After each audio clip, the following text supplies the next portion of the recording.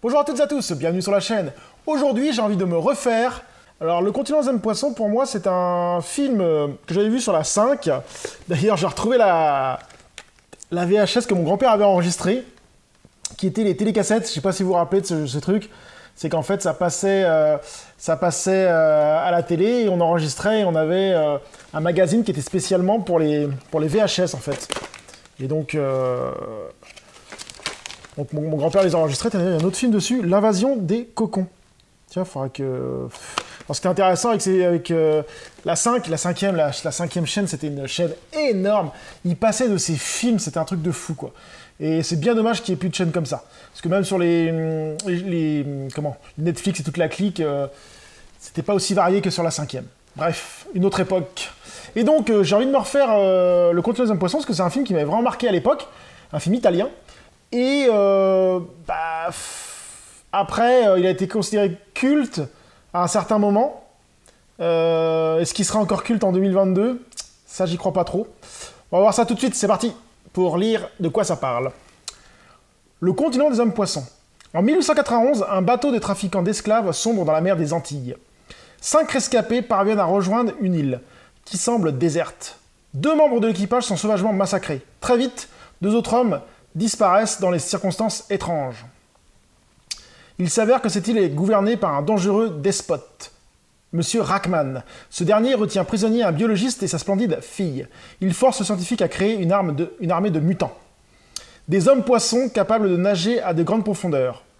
Sous l'île sont engloutis la cité d'Atlantis et l'ensemble de ses richesses. Rackman est prêt à tout pour trouver ce trésor légendaire. Bon le problème c'est que il spoil énormément. Hein. Il spoil. Est-ce qu'il spoilait pareil à l'époque? Après le naufrage d'un bateau, un despote paranoïaque revient toujours. Ouais, ça spoil pareil. Donc on va voir si ce film a bien vieilli ou pas.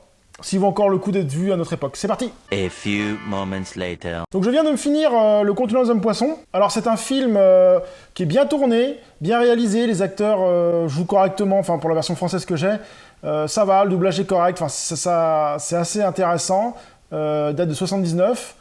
Le film a un scénario correct, je trouve, hein, c'est assez intéressant tout le long du film. Par contre, le gros problème, c'est les effets spéciaux, quoi.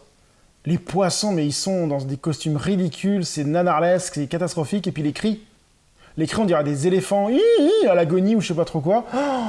Oh, ça m'a sorti du film, ce truc-là, c'est bien dommage, parce que le film se laisse bien regarder, hein.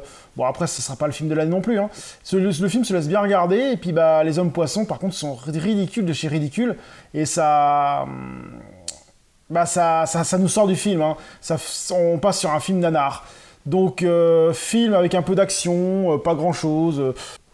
Ouais, après, c'est pas le film de l'année, c'est pas le film de la décennie. Après, le film culte qui a marqué les générations comme il marque dessus, je suis pas trop sûr à 100%. Hein. Donc, non, Le Continent des Hommes Poissons en 2022, passez votre chemin, ça a mal vieilli. C'est devenu un film nanarlesque qui n'a pas grand intérêt. Il y a eu beaucoup mieux avant, il y a eu beaucoup mieux après. Et c'est un film à oublier complètement, c'est bien dommage parce que le speech était pas mal. À la rigueur, peut-être refaire un remake, ça pourrait être pas mal. Hein. Voir ce que ça vaut. Mais d'ailleurs, je me demande s'il n'y a pas eu un remake. Parce que ce speech me ressemble un peu à l'île du Docteur Moreau. Il faudra que je fasse une vidéo aussi sur ce film-là. Donc, à part pour voir la Barbara Bach, ou Batch, je sais pas comment elle s'appelle, Barbara Bach, ce film n'a pas grand intérêt. Donc voilà, sur ce, je vous dis à très bientôt sur la chaîne.